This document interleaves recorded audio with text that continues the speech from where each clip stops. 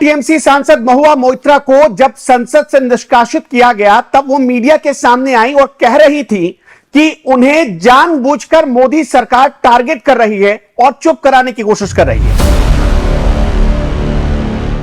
महुआ मोइत्रा पर आरोप है अडानी को टारगेट करने का और एक बिजनेसमैन से पैसे लेकर अडानी के खिलाफ, मोदी सरकार के खिलाफ सवाल पूछने का। सबसे पहले महुआ मोइत्रा के संसद में वो 62 सवाल जो पूछे गए थे महुआ मोइत्रा की तरफ से, उन 62 सवालों में इसका जवाब है कि उनका निष्कासन क्यों जरूरी हो गया था। अब यह भी जान लीजिए कि बार बार ये जो जय देहाद्रई का नाम सामने आ रहा है, ये नाम कौन है, ये क्यों ऐसा नाम सामने आ रहा है। कहा जा रहा है कि जय देहाद्रई एडवोकेट हैं।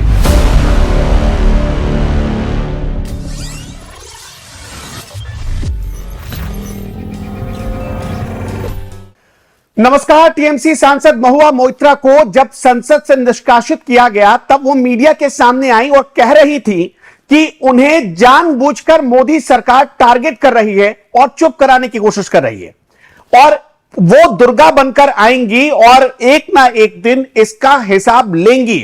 बुरा हो रहा है और इस बुरे का हिसाब जरूर होगा। महुआ मोइत्रा जब ये कह रही थी तब वो शायद आपकी आंखों में धूल झोंकने का काम कर रही थी।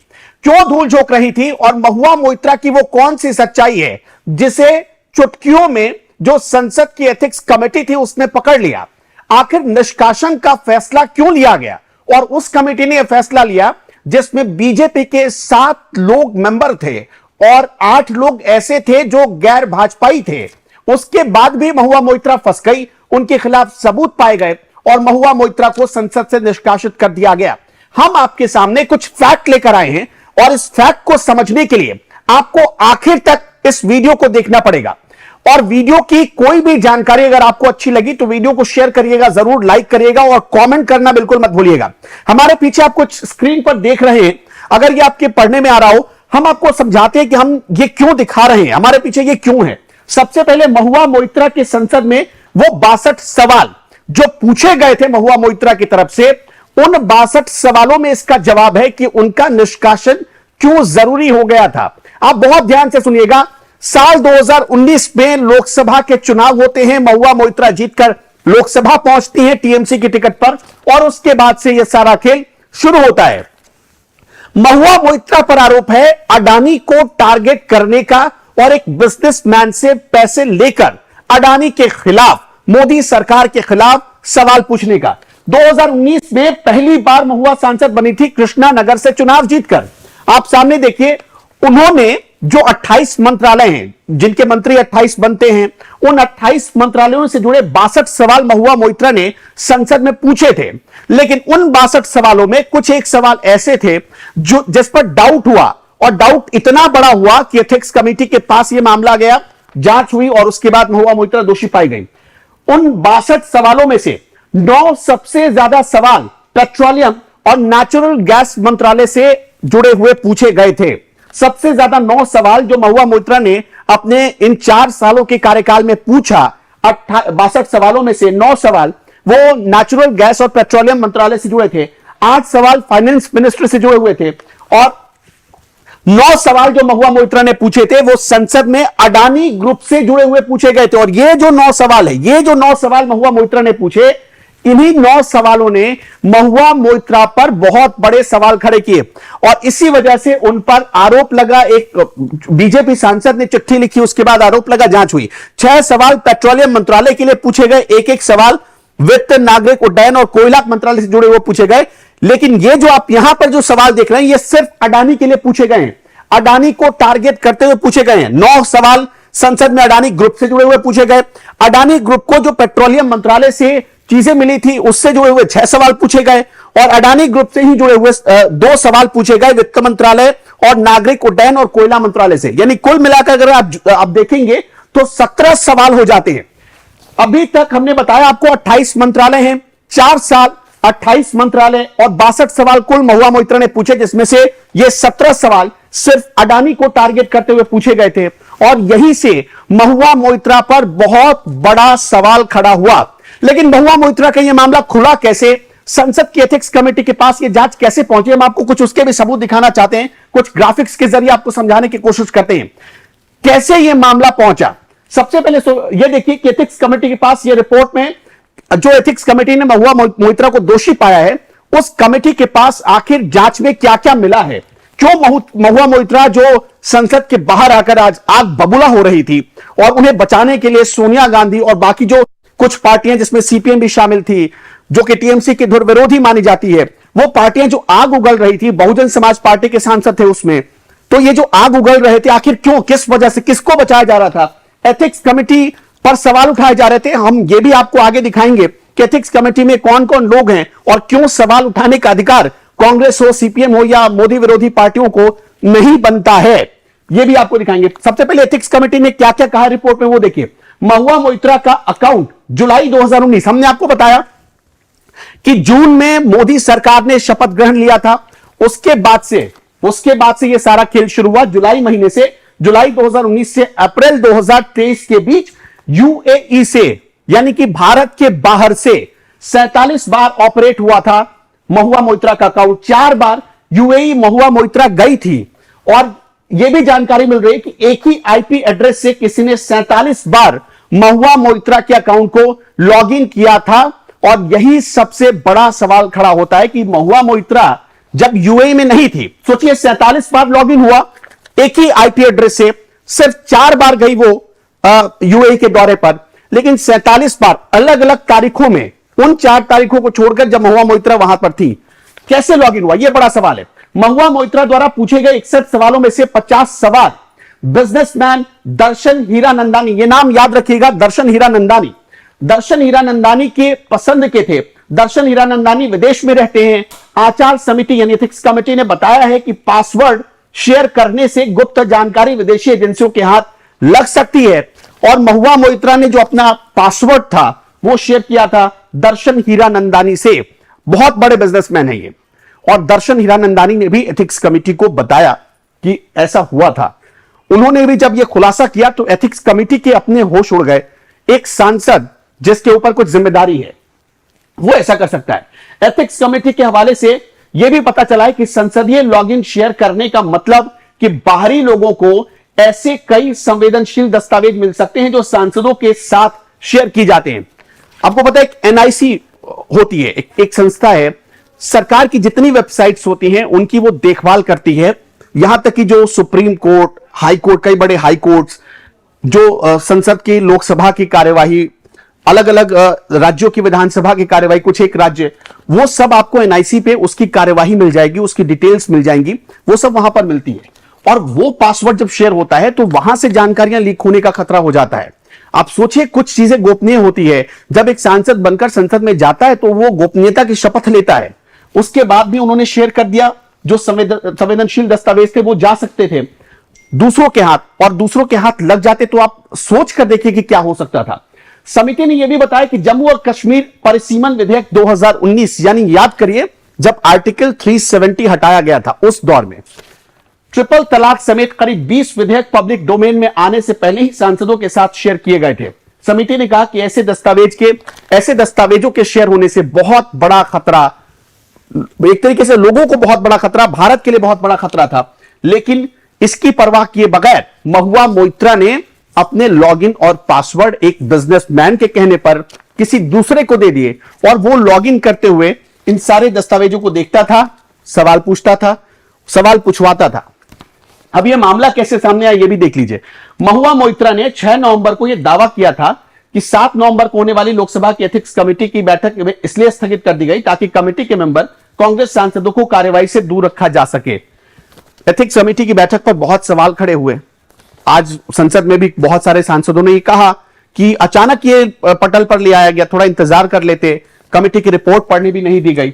लेकिन यहां पर पूरा मामला है, दरअसल ये पूरा मामला अगर आप देखेंगे तो सितंबर के आसपास शुरू हुआ था, 15 अक्टूबर के आसपास ये शुरू हुआ था पूरा मामला। 15 अक्टूबर को सबसे पहले बीजेपी के सांसद निशिकांत दुबे ने यह पूरा मामला एक लेटर के जरिए उजागर किया। फिर ये संसद में बात पहुंची और संसद के अध्यक्ष होते हैं ओम बिरला, उन्होंने एक जांच बिठाई। जांच जब बैठी तो एथिक्स कमेटी के पास मामला गया और एथिक्स कमेटी ने जांच के बाद यह मामला पाया कि इसमें कहीं ना कहीं दोषी हैं महुआ मोइत्रा का कोई ना कोई गुनाह है। एथिक्स कमेटी पर जो सवाल उठाए जा रहे हैं, एथिक्स कमेटी पर क्यों सवाल नहीं उठना चाहिए, हम आपको एक मैप के जरिए समझाते हैं। एथिक्स कमेटी में कौन कौन से लोग हैं और क्यों उनके ऊपर सवाल उठाना एक तरीके से गलत है। आप यहां पर देखिए, ये एथिक्स कमेटी के वो मेंबर्स हैं, अलग अलग पार्टियों के मेंबर। सबसे पहले मैं इस तरफ से शुरू करता हूं, क्योंकि कहा जा रहा है कि बीजेपी हावी रही एथिक्स कमेटी में। 14 सदस्य हैं कुल एथिक्स कमेटी में, एक अध्यक्ष। अब यहां पर देखिए भाजपा से कौन कौन थे। विनोद सोनकर थे जो कि कौशांबी के सांसद हैं। विष्णुदत्त शर्मा थे जो खजुराहो से सांसद हैं। सुमेधानंद सरस्वती सीकर राजस्थान के सांसद हैं। अपराजिता सारंगी सांसद है भुवनेश्वर की। डॉक्टर राजदीप रॉय सिलचर असम के सांसद हैं। सुनीता दुग्गल हरियाणा सिरसा के सांसद हैं। और सुभाष भामरे ये महाराष्ट्र में धुले जो लोकसभा सीट है वहां से सांसद हैं। तो ये कुल मिलाकर अगर आप देखेंगे तो बीजेपी से 7 लोग हो गए। लेकिन बीजेपी के खिलाफ जब हम इस तरफ आते हैं, यहां पर देखिए 1 2 3 4 5 6 7 8, ये 8 लोग उस तरफ थे जो महुआ मोइत्रा को सपोर्ट कर रहे थे। यहां पे वैठीलिंगम वी पुडुचेरी से सांसद हैं। बाल शौरी वल्लभ बेनी ये सांसद है मछलीपट्टनम आंध्र प्रदेश के। एन उत्तम कुमार रेड्डी ये नलगोंडा के सांसद हैं। और प्रणीत कौर पटियाला पंजाब की सांसद हैं। हेमंत गोडसे नासिक के सांसद हैं। गिरधारी यादव ये बांका बिहार के सांसद हैं, जेडीयू से हैं। और जेडीयू इस वक्त किसकी तरफ है बताने की जरूरत नहीं। सीपीएम ने भी, आप जानकर ये हैरान हो जाएंगे कि पश्चिम बंगाल में सीपीएम मतलब लेफ्ट और ममता बनर्जी की बनती नहीं है, लेकिन यहां पर ममता बनर्जी की पार्टी के सांसद के साथ खड़े थे। पीआर नटराजन कोयंबटूर से सांसद हैं। और बीएसपी सांसद कुंवर दानिश अली जो रमेश विदुड़े के साथ, आपको पता ही होगा कि इनका एक प्रकरण हुआ था और उस पर भी जांच अलग से चल रही है। तो ये वो दरअसल ये पिक्चर है। ये पिक्चर हमने आपको क्यों दिखाई, ये इसलिए दिखाई ताकि आप ये समझ पाए कि एथिक्स कमेटी पर सवाल उठाकर कहीं ना कहीं खुद ही फंसती जा रही है। चाहे वो टीएमसी हो चाहे वो कांग्रेस हो, खुद ही फंसती जा रही है। क्योंकि अगर आप देखेंगे एथिक्स कमेटी में जो बहुमत है, कोई भी अगर कोई रिपोर्ट बनी होगी तो जाहिर सी बात है एथिक्स कमेटी के इन सारे लोगों के पास इसकी जानकारी होगी और रिपोर्ट में क्या लिखी जा रही है ये भी पता होगा इन्हें। लेकिन बहुमत होने के बाद, जबकि विरोध में बहुमत है, ये होने के बाद भी एथिक्स कमेटी की रिपोर्ट पर ये लोग सवाल उठा रहे हैं। अब आपको एक और बात बता देते हैं, ये पूरा मामला जो शुरू हुआ था वो एक कुत्ते की वजह से शुरू हुआ। आप हंसने लगेंगे कि इतना बड़ा मामला सिर्फ एक कुत्ते की वजह से शुरू हुआ था। और एक कुत्ता जो महुआ मोइत्रा पर आरोप है कि वो कुत्ता बहुत लाखों का कुत्ता है, वो विदेशी नस्ल का कुत्ता है। और एक एडवोकेट जो उस कुत्ते को विदेश से लेकर आए थे, महुआ मोइत्रा वो लेकर जाती हैं क्योंकि दोनों के बीच एक गर्लफ्रेंड और बॉयफ्रेंड का रिश्ता था, दोनों रिलेशन में थे और एक तरीके से गिफ्ट किया गया। लेकिन अब आरोप लगा कि वो महुआ मोइत्रा लेकर चली गई। डॉग हेनरी, उसका नाम है डॉग हेनरी, उसी की कस्टडी को लेकर यह पूरा विवाद शुरू हुआ महुआ मोइत्रा और देहाद्रई के बीच। और ये जो 2 लोग हैं इनके बीच ये मामला देखते देखते इतना बड़ा हो गया कि पहले कोर्ट पहुंचा, कोर्ट से फिर संसद पहुंचा और सिर्फ एक कुत्ते की वजह से महुआ मोइत्रा की पूरी सांसदी चली गई। अब ये जय देहाद्रई कौन है जिनकी वजह से ये सारा बवाल खड़ा हुआ, ये भी जानना आपके लिए बहुत जरूरी है। अब ये भी जान लीजिए कि बार बार ये जो जय देहाद्रई का नाम सामने आ रहा है, ये नाम कौन है, ये क्यों ऐसा नाम सामने आ रहा है। कहा जा रहा है कि जय देहाद्रई एडवोकेट हैं, पेंसिल्वेनिया यूनिवर्सिटी से उन्होंने पढ़ाई की है और वो एक जो अतिरिक्त सॉलिसिटर जनरल हैं नाड कर्नी, उनके अधीन में एक जूनियर एडवोकेट का काम कर चुके हैं। गोवा सरकार में सरकारी वकील रह चुके हैं, बहुत पैसे वाले हैं, लॉ चैंबर ऑफ कॉमर्स से जुड़े हुए रहे हैं, वो एक क्रिमिनल वकील भी हैं।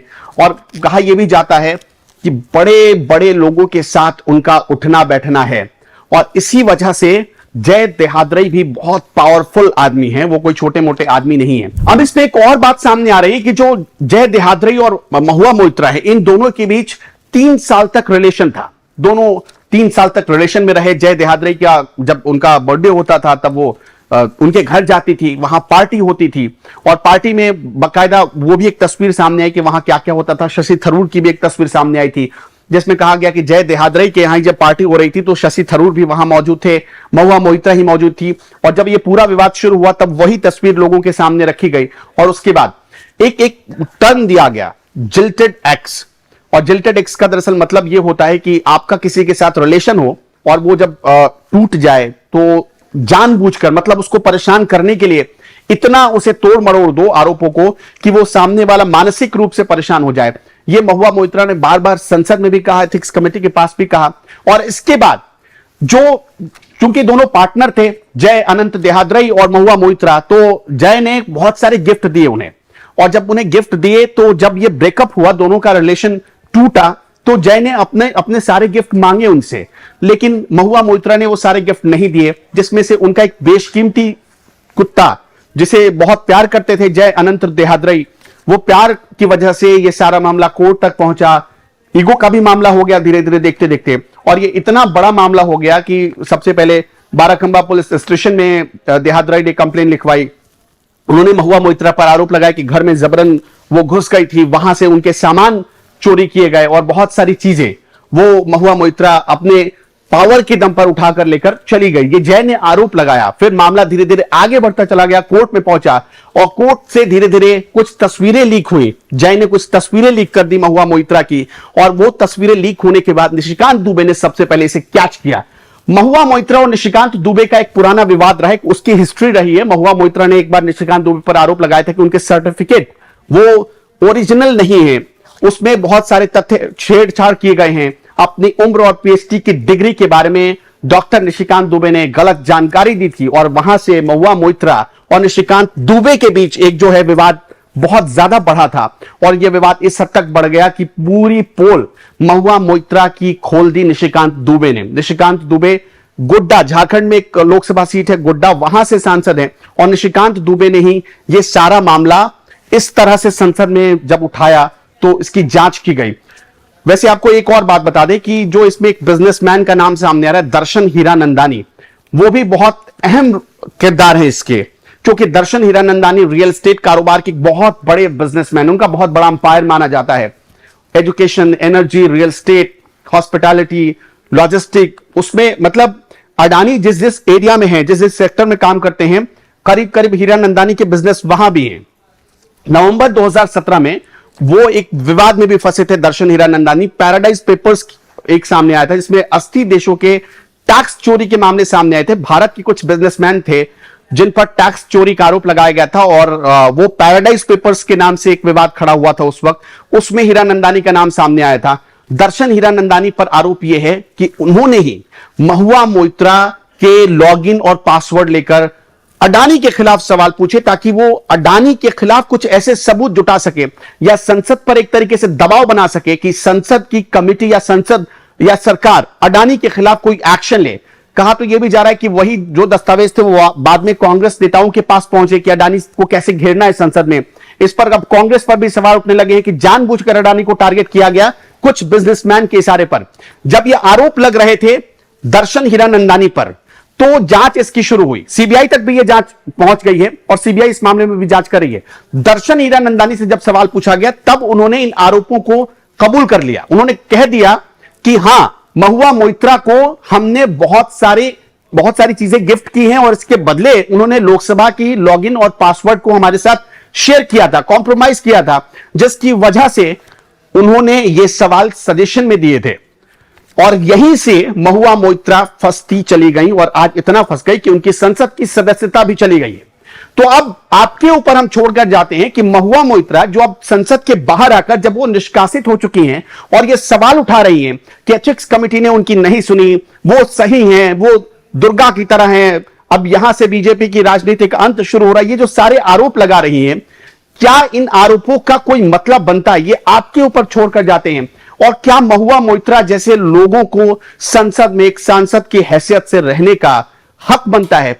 इस सवाल का क्या आंसर है, आप हमें कमेंट बॉक्स में जरूर बताइएगा।